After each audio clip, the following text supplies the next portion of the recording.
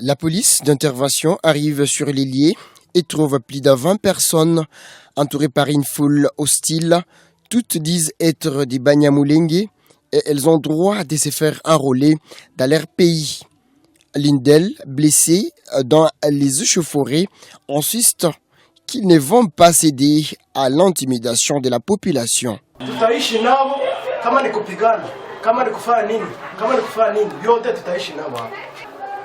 Nina nyamanza siseme vya mingi lakini tena kesho ndakuya hapa na tutagombana na kani kuona sio tutagombana. Les centres a directement fermé à cause des troubles. Debout Congolais, unis par le sang, unis dans l'effort pour l'indépendance.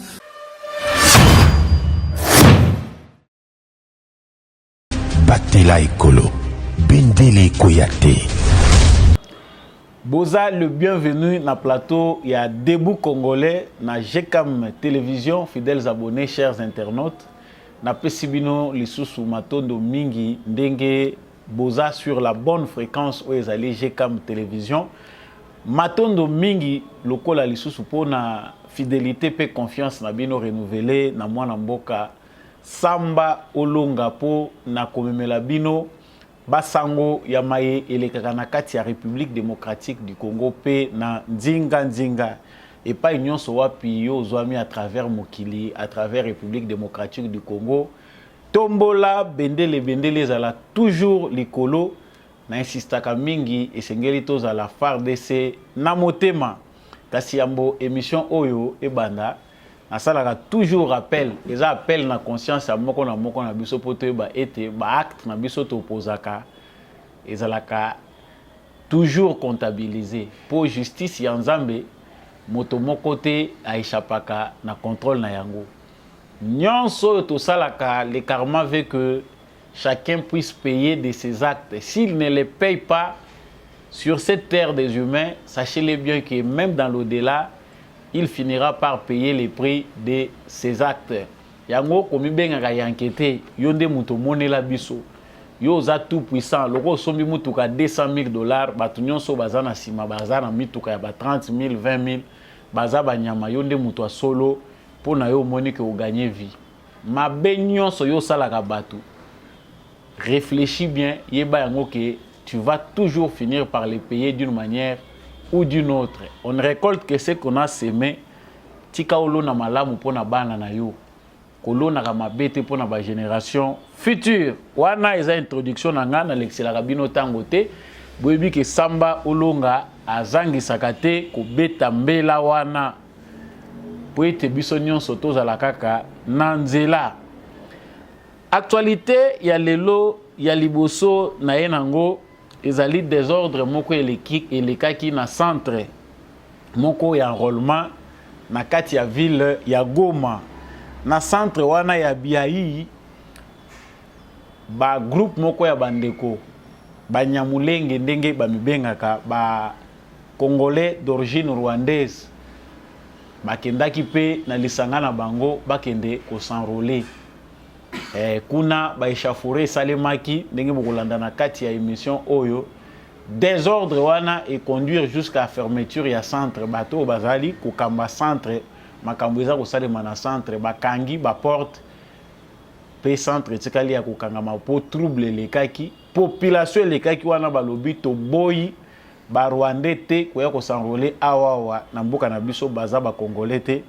Mais kasi bokoyoka pe arrogance ya bato yango pe bazalaki kotelemela boye ba phénomène oyo ekoki komema biso wapi ba mesure nini ba autorité urbaine municipale nationale bazui pour faire face à ce genre de réalité pe type nini ya comportement congolais esengeli azala nango po to éviter ba mitambo ba kotielaka biso na ngonga nyonso wana sujet ya liboso.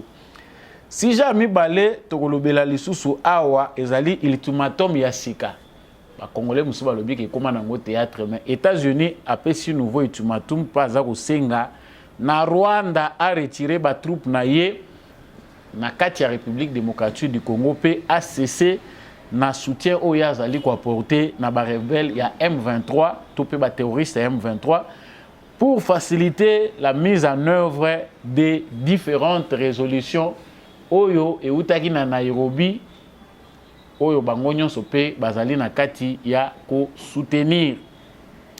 Bongo tokosukisa wana te tokolobela pe likambo ya boyeyi ya Emmanuel Macron ba information asika ezali ka ko bakisama pona koyeba nini Macron azali komema na Congo, agenda na ye eza chargé na nini, rhétorique asika ememeli biso nini.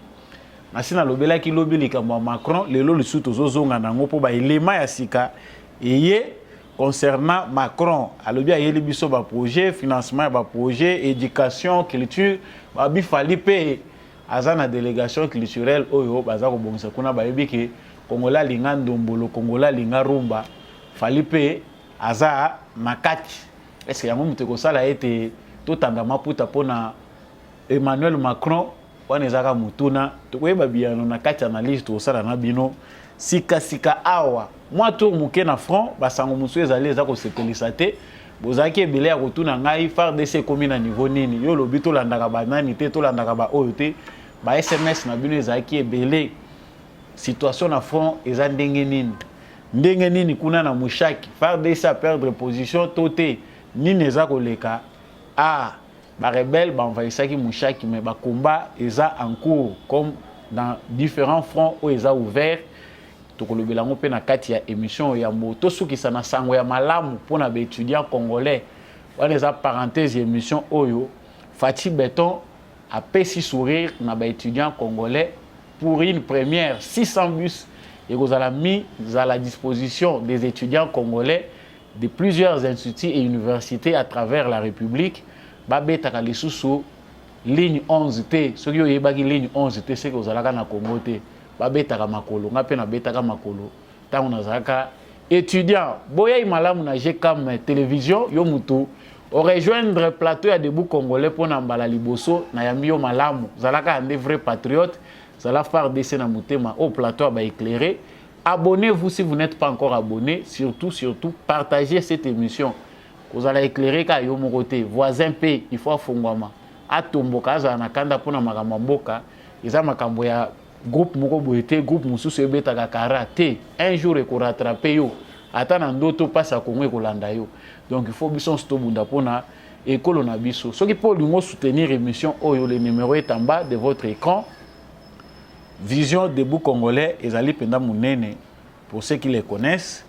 Mettez tout ce que vous pouvez faire pour que émission Oyo Ekoba pour éclairer ba congolais nyonso. Voilà, je retourne vers vous pour entamer makambo to siliko lubana bino na sommaire.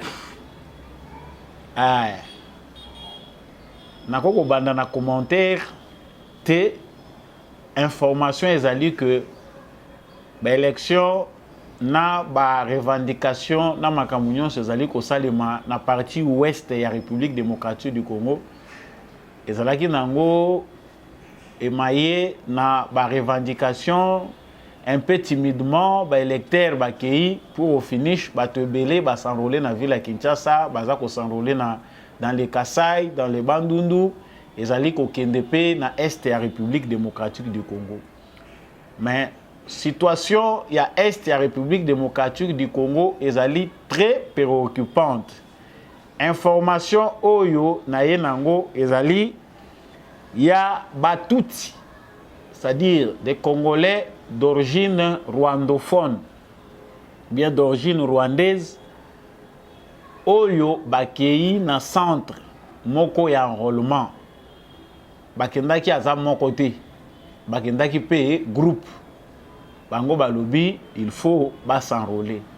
Ba Congolo pe ba monaki bango balobi niet na mboka oya biso to lingi ko mona lisusu ba Rwandais ba ya te boko s'enrôler te boza ba Rwandais.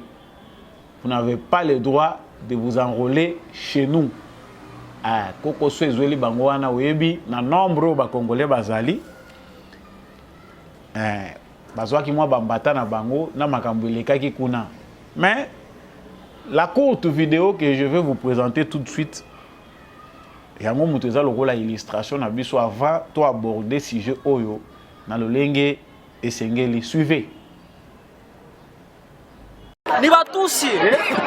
La police d'intervention arrive sur les lieux et trouve plus de 20 personnes entourées par une foule hostile.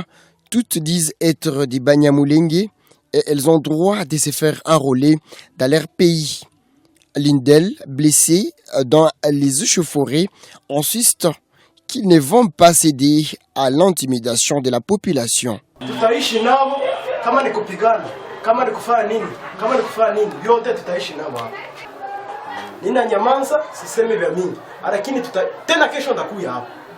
Na tutagombana na kani kuona sio tutaruana hapa. Le centre a directement fermé à cause des troubles. Voilà. Na kanti bino moko boyebi eza mokuse, mais yangwana nde illustration ya makambo tolingi toloba awa. Na kanisi ba autorité na biso nationale esengeli bazwaka ba précaution chaque fois qu'un événement comme na nature lokola ya ba élection ezali ko salema. La fois passée na Lubumbashi bakangaki 2 sujets rwandais oyo basanrolaki comme étant des Congolais. Bango moko pe baza reconnu que baza ba Rwandais, mais ba s'infiltrer pour s'enrôler en République démocratique du Congo. Quelles étaient leurs intentions? C'est que bazaki bato baza en mission. Mais oyo, pour ceux qui ne savent pas, qui n'ont jamais été à Goma, il y a aussi un échantillon, il y a ba Congolais d'origine rwandaise. En tout cas, tout bien bongo Congolais parce que administrativement parlant, il y a même des Congolais oyo akokoye bisao kaza Congolais, mais sur le plan administratif ozo ba constitué été. Otalié pe na poche mukanda te. Et loko moko tepe za ko lakisa otuni pe acte de naissance au moni yango pété. Au Congo, il y a même des apatrides. Et ça, na bato babwaka ngunda na Congo. Ceux qui bino boyoka kake ngunda babwaka ngoka na poto na Congo pe. Ya na bato babwaka ngunda. La plupart sont des Rwandais, babwaka ngunda na Congo. Alingi babenge Rwandais te, a se dépouiller na nyonso oyo ezali Rwandais. Lingala kaka nde mutu ezofunda, na minoko yazo koluka koyekola. Ba place ba L yazo beta ba re. Ah, olobi yewana. Mais ce n'est pas ça les indices. On ezaki nango juste parenthèse. Bandeko oyo bakei na centre d'enrôlement. Parce que biso pe ba Congolais toye baka ko analyser makambo ndenge sengeli pour éviter de tomber dans les pièges de l'ennemi. Premièrement, c'est qu'il faut savoir que ces jeunes gens-là ne sont pas venus de manière individuelle. Baye en groupe. Or, ceux qui battent baye groupe, ndenge bomoni ba présenter bango wana na c'est une vingtaine, c'est-à-dire ils se sont organisés. Bazana boyokani, bayokanaki kuna esika bango ba wutaki, baye na décision na bango ba lobi biso tozokende ko s'enrôler.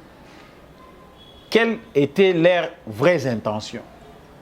Parce que tozokende na cadre ya ba citoyens congolais au baza ko se sentir lésés na ba droit na bango. La première des choses que fait un citoyen responsable, qu'il soit congolais d'origine ou congolais naturalisé, lorsqu'il est face à une situation d'insécurité, à ça la recours auprès de l'autorité compétente, auprès de service na biso habilité, la police, na ba service mususu, où ils allaient lier, pour na kosenga besoin de sécurité wana pour na koluka, ils allaient combler en vue que basa la devoir na bango. Si ba bilenge, parce que pour la plupart ndenge tout moni bango ce sont des jeunes. Na kati na bango ba mama penda bazate, ba tata penda âgé bazate, ce sont des jeunes. On voit bien que ils sont bien sélectionnés des jeunes. Basangani baye bango nyonso esika moko baye pona ko s'enrôler. S'ils savaient qu'ils sont très mal vus, ba miyebi déjà que image na bango ezali sous propreté aux yeux de l'opinion. La majorité des Congolais ne veulent plus considérer ces étrangers là d'origine rwandaise ou bien ces Congolais là d'origine rwandaise. parce que ba bevi na bango bazali ko s'intégrer dans la société congolaise, ba acte bazali ko commettre na ba service na biso ya l'état, ezali ko pesa bango crédité. C'est-à-dire ko tambola na bango et komi ko zala kokoso. Ils sont à Goma, ils sont à Bukavu, mais comment na bango et komi ko pesa ba congolais mususu kanda. Mais tant bazo zwa likanisi ya ko kende po ba ya ko zwa carte d'électeur, parce que il y a des Libanais congolais qui vont avoir droit à la carte d'électeur. Bon, mon ami Mindele bazo zwa ba carte d'électeur, il y a des Chinois qui vont s'enrôler parce que ils sont congolais, ils sont dans les droits de s'enrôler et d'avoir une certaine opinion politique. Bazali, même si nous insistons pour que la loi sur la nationalité d'origine concernant certains postes clés, mais étonné bisoté dans le contexte et la nationalité, au moins la lobby, au moins les Chinois se présenter comme député. Bazak a changé la nationalité, mais coloniaux sort, Bazak a l'ukapé va s'intégrer, même ceux qui bayebi debout congolais. Mais bandeko yo, bango baye na centre ya Biaï na Goma. Ceux qui ont étudié mon comportement na bango, c'est normalement ils ont été, on a planifié ce qu'ils ont fait. C'est-à-dire batinda ki bango vraiment mission que bakende ko créer situation moko circonstance moko oyo et ko provoquer colère ya population likolo na bango. Je ne vois pas loin un élément isolé que ba citoyen moko congolais d'origine rwandaise baye na kati ya droit na bango baye ko se présenter devant centre balingi ba s'enrôler et puis la population bandi ko se charger na bango. Si un seul citoyen congolais d'origine rwandaise ou bien un originaire rwandais vient devant un centre d'enrôlement et qu'il est agressé par un groupe de Congolais, je pense qu'entre guillemets, on peut déjà commencer à voir ça. Mais awa toza na groupe ya ba jeune et puis faut mona arrogance au bazan na arrogance ya Moïse Nyarugabo. Parce que landi audace oyo Moïse Nyarugabo alobaka nango, je ne vois pas de Congolais naturalisés canadiens ou bien naturalisés américains, même s'ils sont lésés dans leurs droits, va s'exprimer dans l'arrogance ya modèle wana devant caméra topé ba citoyen ya mboka we yambi bango. Et ça le maka nulle part. Il y a toujours un respect qui n'est pas dans la loi. Oyo et pour saka muto oyo ba yambi na mboka mupaya. Muto oyo aye asile. Topé muto a sepeli ko acquérir nationalité ya bato. Et ça na respect moko ba kotinda yote. Yo moko soko talika batano lobité ba yamba ngai. Eza na moi sens moko ya respect yo ko renouer nango. Eza yango te otoza ko mona et pas ba rwandophone o baza ko mibenga ba nyamulenge na ba Nyarwanda parce que ekozala correct to benga kangu nyamulenge nyamoranda si c'est documenté dans notre cartographie ya ba tribu na betni et pas na biso qu'il y a une tribu appelée ba Nyarwanda et ba nyamulenge. Ça n'existe pas. Ils sont congolais d'origine rwandaise. Ah, naza ko déplorer na centre guillemets na ebité ba vidéo na sala ka soki ko koma pas ministre na biso ya information ya communication Patrick Mouyaya. Essayez un peu de voir cette histoire ici na bato oyo bazali ba technicien sémantique oyo to ko utiliser terme nini convenable to ko utiliser pas salikambo oyo parce que to kindaka ko lobakati les banyamulenge ça paraît une faute de la part ya bato yo bazali ba gouvernant. Il faut quand même sémantique bo kende na ordre pour na ko trouver ba mot ou ezali juste ya ko nous makabandeko wana ba libanais baza bango nyonso te ya ba race moko bazali pe na ba division na bango na kati ba sénégalo baza na Congo ba utaka pe na ba bikolo na bango côté ba uti mais to benga bango par rapport ya pays d'origine pas par rapport à une tribu d'origine. Donc quelque part dans notre façon de dire, dans la manière de dire de notre gouvernement, tozali ko cautionner, tozali toza ko intégrer tribu moko na kati ya ba tribu o eza connu officiellement. C'est une parenthèse na ko lobaka ngokaka. Ti mukolo oyo conférence ko salema, to benga ba linguiste, to benga ba francophone, to benga soki ba politicien, to benga ba tunyon sopo, to meka mpe ko arranger yango. Mais au moni ba jeune oyo arrogance o bango ba memi peut-être nde mutu ezali cause il y a lynchage peut-être toko kozala tomoni arrogance na bango bango moni baza na énergie c'est qu'ils sont préparés d'où ils viennent tokei parce que moni baza ba jeune bazala ka manfou tout se résout par la force. Les cerveaux, ce sont peut-être les adultes. Les jeunes bazar rare, la jeunesse marche toujours avec l'énergie. Moussou sakoye bate énergie, on a canalisé à s'emporter. Comme le dit l'adage ici, vieillesse pouvait, si jeunesse savait.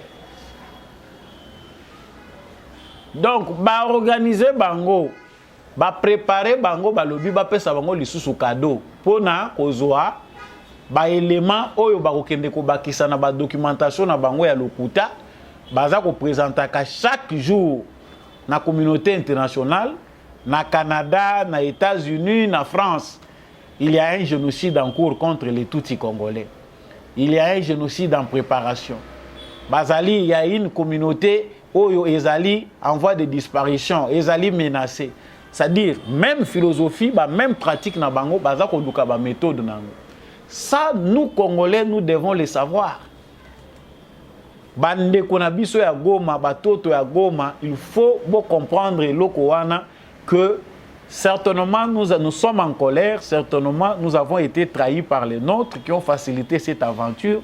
Nous faisons face à un complot international qui visait à balkaniser notre pays, mais nous devons aussi agir avec sagesse. Ne jouez pas les jeux de l'ennemi. Kokende commettre ba acte yo et kokende l'actif na bango pour ezala lokola na bénéfice na bango. Et nos autorités doivent prendre des dispositions face à un tel problème parce que le président de la République l'a si bien dit. Les Banyamulenge sont congolais et tant tozo yebage mwana nyonso abotami na sol congolais qu'il soit des parents, tous les deux parents, même baza, ceux qui baza étrangers, mais moi, ceux qui déjà botami na sol congolais, il a droit à réclamer la nationalité congolaise. Même si à botami n'espace aérien. Déjà dans ce contexte-là, bana oyo baza ko botama awa, oyo bakotisi bango éducation ki mabele na bango ezao. Baza ko kota na contexte wana. Mais tant que boza ko reconnaître batouana, soit pour dévier ce complot international qui veut que ces désordres-là soient là éternellement pour il faut travailler là aussi en profondeur. Il faut que les renseignements, l'éducation, tout travaille là-dessus pour contrôler ces gens-là. Parce que bazar activité, le rôle boyebi que batu oyo communauté oyo ezana une communauté moko a problème. Soki baye ko se présenter ndenge bazo ya kaneza le roi bazo susciter, les Congolais ne sont pas encore préparés, les Congolais ne peuvent pas accepter ça. Majoritairement les Congolais disent non à ça. Il n'y a qu'une seule communauté où ils est intégrée. Ezali kaka na étranger au baya baza ko luka nationalité congolaise au baza intégré ti lelo baza ko yoka na tena congolais, seul les rwandophones. Et ces rwandophones là, ce n'est pas seulement tous les rwandophones, une seule catégorie. Baniloti ko toza ko benga par rapport à leur appellation en mboka na bango batuti. Ce sont eux qui posent problème, il y a intégration na Congo. Alors ceux qui bango baza dans les droits, il y a ko s'enrôler. Il faut prendre des dispositions sécuritaires parce que mon ami a ke bango nde baza ko luka problème. C'est facile ba kendaka na la police, ba kendaka na ba bisika kilikili. Bomoni bien que toko ko zala obligé attaque, boko sala ni. Boko kende ko recourir auprès la police, pour la police à sécuriser bino, bon ça la devoir na bino en toute quiétude. Mais c'est le contraire qu'on voit, c'est-à-dire ils étaient en mission pour créer, semer le chaos.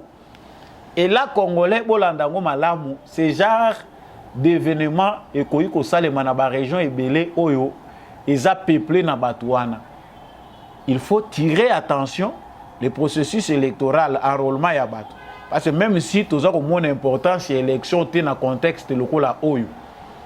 Parce que contexte il y a local oyo où des partis il y a mboka na biso ils allaient en proie d'instabilité à cause de l'agression rwandaise. Les élections en minute sont importantes. Et bien l'élection on a tika to lobaka déjà vérité. Dès que tout ça comme a déjà liboso, nga écran nga na écran prophétique té nazo ça l'analyse na nga clair, na ça prophète té. Ces élections-là n'auront pas lieu dans ces conditions. Il faut que les élections aient lieu dans de bonnes conditions. Ah, j'ai rejoint ceux qui disent qu'il n'y aura pas d'élection. Et ça, la passe, mais au moins vérité. Et bimi, tous on a vu sur la carte d'électeur, sécurisez-vous. Mais les élections, on les a dit dans mon parenthèse. Donc, pour finir ces points, il faut que la police fasse son travail normalement. Le service et le renseignement, surveiller bien la communauté Oyo, et ça à la base du problème. De manière à ce que tout le monde ait un. Tout ce que font les services de renseignement de Kagame, c'est seulement d'étudier comment créer les problèmes au Congo, comment éterniser les problèmes du Congo, parce que nous devons aussi nous organiser en connaissance des causes. La poche nini ezali ko permettre de créer une insécurité. Donc certainement ces jeunes gens-là doivent être bien interrogés. Intention nini, pourquoi ils sont venus en groupe? Est-ce que c'est pour besoin de sécurité ou bien pour créer bitumba? Nous l'avons dit, nakanisi ke musala ezali ko sala makasi côté wana. Mais la seule conclusion que nous avons est que porte à retour il faut ezala.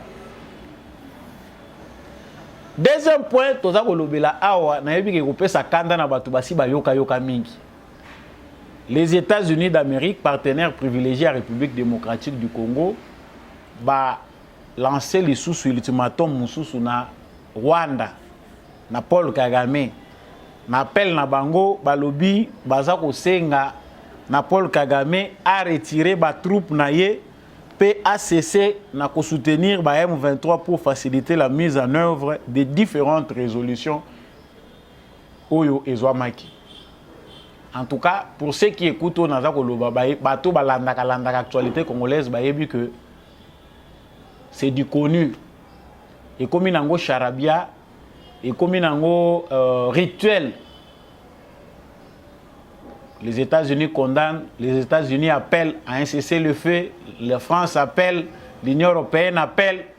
C'est-à-dire, ce qui total banda 2022, en 2023, il y a un langage qui s'est formé, qui est devenu une habitude. Au Congo, les États-Unis ont lancé l'ultimatum. Où sont les sanctions? Ce qui les États-Unis à comprendre que l'EAC c'est les États-Unis. Force régionale c'est les États-Unis, la France. Implication na bango na Nations Unies, na États-Unis. Yangonde mutesali que makambo si aujourd'hui le Congo est dans ça.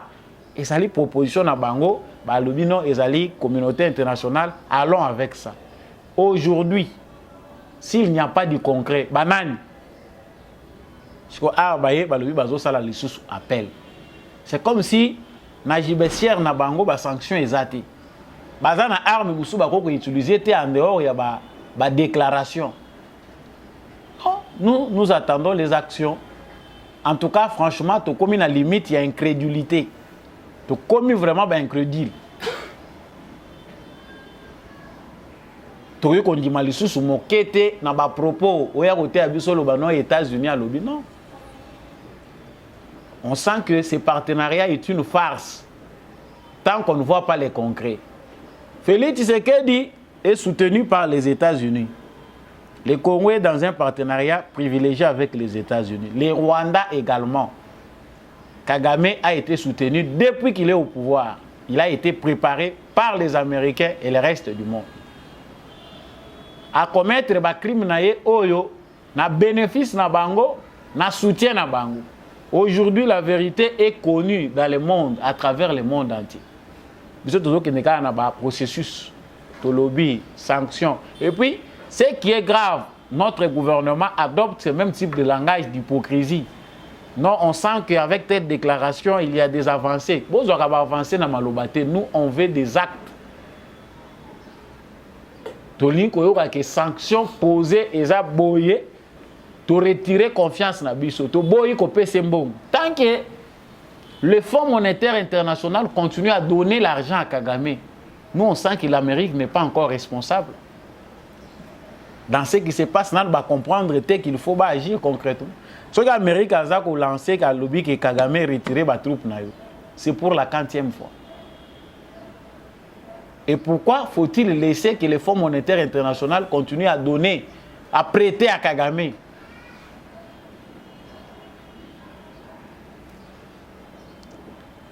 Eza kosala pasi mingi mise en œuvre ya ba résolution nyonso o ezwamaki awa soki ezali kozwa kokoso, c'est l'Amérique elle-même, c'est la France. Mutu balingi kosala ngo na lulenge na bango. Pour ne citer que ces deux pays-là.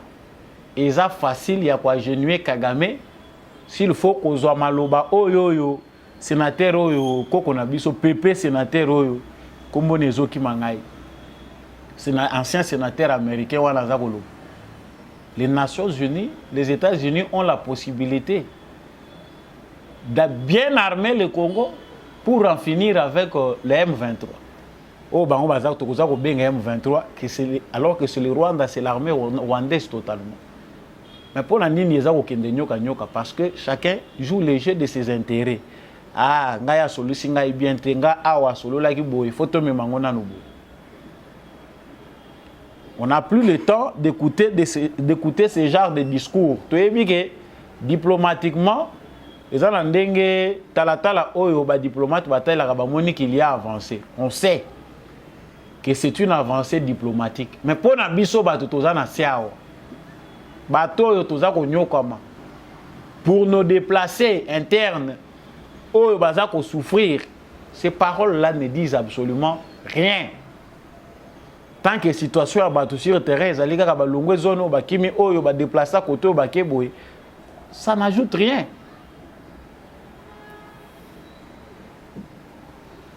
Pendant ce temps, que les États-Unis pendant ce temps, que ces trames, on ne sait pas de l'autre côté, la page du départ de Paul Kagame,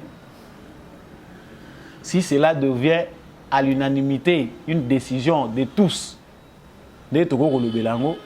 Macron vient à Kinshasa. Dans le Macron, la conclusion est que tout ça n'est pas causé la mais et c'est que l'agenda de Macron est nini. C'est quoi concrètement Macron a causé la nini, Macron a causé la penda nini. Programme est que Macron a visite officielle naie. Il y a 48 heures na RDC pour les Kanabamboka Moussous, notamment le Congo-Brazzaville. Donc, après une rencontre avec son homologue congolais, Félix Tshisekedi, le chef de l'État français doit participer à l'organisation d'un forum économique conjoint Union européenne-RDC. Voilà Union européenne. Durant son séjour congolais, le pensionnaire de l'Élysée sera accompagné du commissaire européen pour le marché intérieur, Thierry Breton, ainsi que de la commissaire aux partenariats internationaux, Jutta Urpilainen. Cette dernière planchait depuis quelques mois sur l'organisation d'une visite à Kinshasa. Le forum fera la part de belle au grand projet d'infrastructure alors qu'une poignée de groupes français lorgne les chantiers du barrage Inga. Les Français peuvent lula Inga, luka pe bazwa marché wana. Makamboise belé outre cette séquence business. Il y a aussi l'accent particulier sur le volet de la culture. La ministre française de la Culture, Rima Abdul Malak, arrivera dès le 3 mars dans la capitale congolaise à la tête d'une importante délégation. Parmi les personnalités qui feront le déplacement depuis Paris avec Rima Abdul Malak figurent les chanteurs congolais Fally Ipupa. Emmanuel Macron participera dans ce cadre à une visite de l'Institut français de Kinshasa. Tu es bien français, c'est-à-dire, au premier plan, on met le business. Au deuxième plan, le culture. Mais dans les dessous des cartes, tout ça, que Macron a zali Kobunda pour que ceux qui M23 à se retirer dans le sol congolais, il ne faut pas que le Congo fasse la guerre au Rwanda.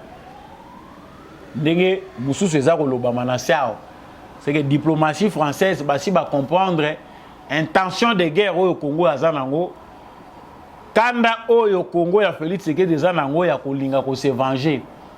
Sikoyo bakolo complot international o ekomeli Kagame et komisi Kagame têtu. Bazana objectif ya kolinga ko convaincre Tshisekedi qu'il ne faut pas faire la guerre au Rwanda. Nazina nous voulait à Souko avant ya koyana makambo fallait poupe. Donc c'est que Emmanuel Macron a à dire, c'est aux Congolais qui doit le dire. Akoy koye bisango Macron directement te. Akoy koye bisango pardon Kagame directement te. Donc awa fazo yo Félix Tshisekedi a komi na diplomatie na ye. Makambu président Félix Tshisekedi a lobby na Union africaine. Asa laki bango soki Kagame a ko retirer ba militaire na yete a ko porter responsabilité devant histoire ya makambu ekoleka oyo biso to kosala. Ba yebi déjà que ba chaîne oyo bakangaki Congo basi bakatani. Boyebi Lyon bakangaki Singa. Baza ko famille soki ba chaîne ekatani. C'est que ça peut produire. Comme ça, bateau yo va participer à complot na Kagame balobi maintenant il faut amadouer. Il faut aller vers Tshisekedi. Nous n'oublions pas ce qui s'est passé avec la lettre empoisonnée. Ça venait de la France. Nous n'oublions pas toutes les tentatives à Oyakoluka Koboma Tshisekedi to moni. Logo la bakoki te Macron alobi maintenant. Je dois me déplacer en personne pour n'aller vers Tshisekedi. Parce qu'en vérité, Macron n'a rien de discours convaincant face à Tshisekedi. Au début du mandat de Félix Tshisekedi, à se déplacer pour n'aller vers Macron, il a fait à maintes reprises. Tshisekedi était reçu à l'Élysée. Basolo là qui n'a Macron, nyon so ezala ki vision. Ce qu'il veut faire. Comment la France peut aussi avoir sa part au Congo. Macron a monaki angota moniki wana ezako sepelisa ete ezaba intérêt ya mike. Il faut ça la mona Kagame. Via ba voix oyoyo état na bango esi epona. Maintenant à la fin d'un mandat ozoya ko yela biso siko ba agenda oyeli biso lobino forum économique conjoint. Qu'est-ce que l'Union européenne a fait? L'Union européenne pendant tous ces mandats de Félix Tshisekedi. Baza libanda. Baza ko se retrouver concrètement par rapport au bango ezaba penser na bango. La façon de négocier que propose Tshisekedi, ezako sepelisa Union européenne te, ezako sepelisa France te.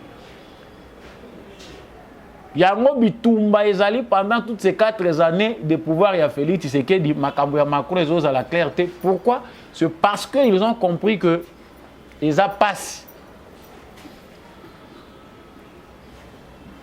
Mutoyo aza na intention ya kozipa mabulu ebele. Aza na intention ya kobebisela biso corps na biso. Maintenant Macron qui vient, le rôle ba français balingaka flatterie, balingaka mbeli, alobi non forum économique, basipe batindaki makambo na bango général na bango aza chargé na makambo école de guerre.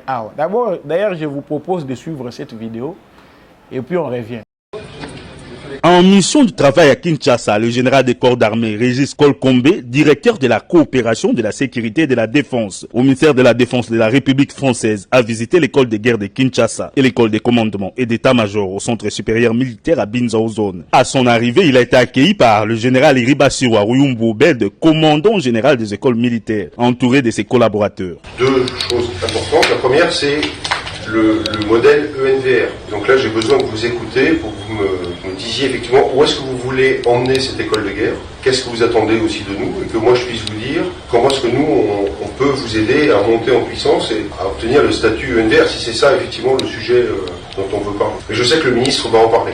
Et puis, la deuxième chose, c'est dans le cadre de la formation, et là on sort de la formation supérieure, je voulais évoquer avec vous la formation des cadets et aussi peut-être la formation professionnelle. Donc, formation des cadets parce qu'on a lancé un programme cette année assez ambitieux de partenariat de jumelage entre Britannique, école militaire préparatoire et leurs équivalents en France, avec un échange de jeunes et avec un rapprochement de l'encadrement, des pratiques et une sorte de jumelage. Après le briefing organisé à son intention au commandement général des écoles militaires, le général Kolkombe s'est adressé aux stagiaires de la 3e promotion de l'école de guerre de Kinshasa dans l'amphithéâtre Maréchal Mobutu Sese Seko. Il s'en est suivi la visite des installations de l'école de guerre de Kinshasa et de l'école de commandement et d'état-major de Kinshasa. Cette visite a été immortalisée par l'échange des cadeaux. Avant cette visite, le commandant général des écoles militaires s'est entretenu avec le lieutenant général de 2e section Gilles Rubis, président de l'Institut Thémis de France. Il a lu lui aussi expliquer les raisons de sa visite. Régulièrement, en tant que directeur général de l'Institut Thémis, qui est un partenaire pour la formation des cadres supérieurs des forces armées de la République démocratique du Congo, je viens au pays échanger avec les responsables de la formation. Et donc, dans le cadre de cet échange, il est normal et habituel que pour mieux synchroniser nos efforts, nous échangions avec le général commandant l'ensemble des écoles des forces armées de la République démocratique. Voilà. Cette vidéo, je pense que vous venez de la voir. Et ça, c'est qui ça parce que vous allez comprendre l'empressement diplomatique en France dans le domaine de l'Union sur le Congo. Armée, sa partenariat, école de guerre, qu'est-ce que vous voulez faire? Vous l'avez expliquer. Et ceux qui peuvent te balobi le roi congolais balingaka fali mingi abuka ki stade de martyr. En tout cas, fali pour paper il faut azalaka au rendez-vous na makambo etali culture. Lokola toza na langue ezaka moko wana toza na ngo en partage. Il faut fali pour pas à la paix parce que à aucun institut français pe kuna ezali moko ya ba institution na bango munene où ils partageaka domaine culturel na Congo. Alors pour me sentir tout sentir vraiment que la France est avec le Congo, il faut fali pour paper azala. Ngaite ngala sina bandi cours anglais. Nga déjà na bandi cours anglais en tout cas ba génération ezo ya ko liboso kuna munoko mboka na anglais. Au moins anglais partout tout ça okuta wana ba machine na bani nazomona wana c'est ma part à moi. Et combien anglais, je regrette beaucoup les français. En tout cas, tout ce qu'est en train de faire Emmanuel Macron pour essayer de nous faire oublier pour tout yambaye bien congolais, nous n'avons pas le temps de sourire à Emmanuel Macron. Tout le monde a qui ma proposition au nyonso.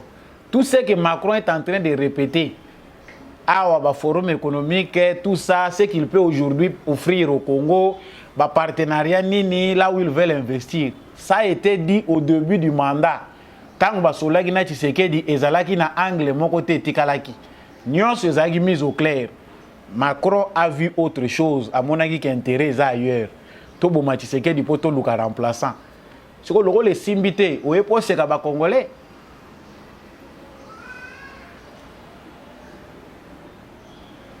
Na se joindre na bande kwebele ba congolais à l'extérieur du pays comme à l'intérieur. Moutakotandela Macron maputa zate. L'époque du colon est déjà passée. La France ne nous a même pas colonisés. Président Koutazo yé ko l'anglais bongo ngana ina yé ko l'anglais te. Biso to koti na cadence Macron yé mo kuta lo anglais. Sikoy. Macron n'a rien à proposer aux Congolais au eko za la claire eza na ngote. To yebi ndenge na lobai kana émission les kaki lobby, les mensonges viendront encore. Total nanou hein, s'il y aura du concret mais ngai nazal sous positif la France n'a rien à nous offrir. Ba partenariat, ba capitaux ezako circuler à travers le monde. Il y a ba particulier comme il y a ba état. C'est question que tous à la sérieux na gestion na biso. Soki Kabila tonga ki mboko te ezali kola mutema mabe, mais ba capitaux eza mouvant. Aujourd'hui bato bazana bambongo na bango bazako tambola bazoluka isika wapi bakoko fructifier ngwe koma ebele. Soki Congo ezali na ba potentiel o eko permettre que mbongo na bango emata bango peut pas respecter ba congolais. Oui. Le défi c'est nous Congolais. Si Macron veut qu'il soit bien reçu au Congo, les discours que les Congolais veulent entendre ezali ya Kagame oyo bango ba bokolaki. O lelo a commis obstacle, o lelo ba commis ko wanga na baza ko zonga sima baza ko bimise ye moko ndenge ba balobaka na lingala awa soki ntelantela. Atikali ye moko bango baza ko bima lokwa bato malamu. Voilà tout pour Emmanuel Macron. Mais ataba ko beta concert, ba yebi ke bino bolingaka danse, bolingaka concert. Po yepe azane jeune, les jeunes Macron à côté de la kuna na West Afrique à côté de la boîte de nuit. Ça c'est de l'embellie. Tu peux se retrouver pas obina pena ba danser za fali et ça na ngopé loko mokoté. Pour tu que les politiques occidentaux ba présenter biso ba lakisi biso c'est de l'hypocrisie simplement. Ils n'ont pas de langage franc, ils n'ont pas la vérité, ils n'ont pas les soucis des humains. Et là etrali muké za ba remplacer basi na biso na ba machine. C'est ce qu'il reste au Bango Bako imposer biso. Nous avons dit Actualité ya suka na lobaki awa ezali concernant makambo eza koleka na front bitumba ezali makasi na mushaki botunaki nga mituna na lingaka na insérer point par point makambo botunaka ngai a bolobaki mushaki ndenge nini olobaki lobi mushaki eza na maboko ya FARDC ndenge nini ekomi na maboko ya M23 bakomba eza ko se poursuivre na mushaki toyebi ke bantelantela wana baza kobunda po bayebi ke suka na bango il faut bazonga côté bauta kuna pe tata na bango ayebisi bango ke awa boya te po bozala en sécurité te ba M23 toza ko benga M23 awa bana ya Kagame tata na bango alingi suko ndima bango te yango azoluka ba subterfuge po batikala kaka na Congo problème ezalilaka ande na Congo chez lui il a déjà beaucoup de problèmes comme ça ye a combiné ko kipe mingi ba petit fils na ye et comme sujet na divertissement donc ndenge bozomona wana Kagame s'intéresse beaucoup a combiné ye déjà ko kwa zana besoin ya bakoko na ye bazala na kimia donc les combats se poursuivent ndenge ba porte-parole na biso militaire baza koloba ennemi aza ko bunda kaka nyoka pona koluka ba atteindre objectif na bango eza ya Goma mais ça ne passera pas parce que etikali eloko ya suka oyo Macron aza koyela pour distraire biso wana que ça le matin il faut étouffer l'intention de guerre qu'a mené le Congo pour en finir avec le Rwanda balingi balalisa biso pongi mais nous toyebi ete président de la République aza suna temps koyoka discours à Macron te si Brigitte a encore confiance à Macron je ne pense pas que Félix Tshisekedi aura le temps d'avoir confiance à Macron. Il est déjà assez âgé pour ça, il mature même. Nasukisi nasango ya malamu pour les étudiants congolais. Les étudiants congolais, il y a l'élo. Il y a époque à Félix Tshisekedi, vous avez le droit, il y a babus. Babiso, bango baza droit na nango. La Trans Academia, c'est depuis longtemps qu'on a parlé de cette structure, mais il a fallu qu'on soit rango malamu. DG, il y a structure il y a Trans Academia pour le transport à étudiants, il faut étudier la faisabilité nyonso koyeba ndenge nini ba place nini ba bisango esengeli ezala ba nani ba gestionnaire urbain ndenge nini ba ko banda ko entretenir rango ba étudiant ba ko banda ko futa ba mbongo ndenge nini c'est beaucoup eza lokola société mobimba ya l'état pour na makambo ya transport ya ba étudiant ya boye to inakaka Félix Tshisekedi ndenge bino mo bozomona wana ba photo wana il a lancé cette activité devant les étudiants na IEC Institut supérieur de commerce ya Kinshasa ba lancé ango ba bisu wana pona ba étudiant chose grave tout moni ba étudiant musu baza ko bimatango baza ko lancer ango ba mati likolo ya mituka ba mususu bipanzi moni moya ko lakisa ngwa wa te parce que ezo sala na soni. Mais au moins, c'est une fierté que les étudiants congolais doivent apprendre à mieux préserver. Ils ont une fierté pour les étudiants congolais. Dans la ville de Kinshasa, il y a un transport qui passe. Mais beaucoup de gens se retrouver devant l'Institut supérieur. Tu as vu que les air na bango. Depuis Congo, ils ont Congo. Tu as vu que les étudiants ont ti Kinshasa ezo koma surpeuplé boye okomona transport ba étudiant wapi siko awa ozana carte na yo a pousse au mati déjà début année oyebi ke ba intégrer ango soki ba ko intégrer ango na cadre ya ba frais académique ba intégrer ango kuna oyebi ke likambo ya transport ata na telemi na ngai na yebi ke bisa suka yaka ngonga tel comment ne pas aimer Félix Tshisekedi. Émission et comme na suka bandeko babolingo merci mingi ndenge bo pesa ki attention na bino na émission Debout Congolais bendele za la toujours likolo to za la FARDC na motema ba valeur ya malamu nde fondaka ba nation o ekomaka likolo pe minene si nous respectons aujourd'hui toza ko tanga Macron toza ko respecter France toza ko banga États-Unis bandeko na biso bakangami kuna malgré malili yokola no na moyo kangami na malili eza po babunda pour ba nation na bango comme ba grande nation soki ozo lukozo ngo na pete richesse nzambe ya pesi biso ezo senga ke to sala na bongo na mitu na biso po ete to profiter nango. Tant que mitu na biso nanu ekomi prêté pour na konyokola bongo na biso na makanisi pour to valoriser ba richesse na biso pour to profiter nango tokozalaka bato akolela. Alors changer mentalité na yo, tika moyibi, tika likunya, tika kindoki. Eza richesse te. Moyibi likunya kindoki motema mabe nyonso wana ezaka richesse te, eza ba anti valeur ou efrenaka développement ya bantu. Tozala na pension républicaine, to linga mboka na biso yango mutu ko faire avancer biso. Merci mingi na ndeko Mbi à chaque wazaki na sima caméra oyo po émission oyo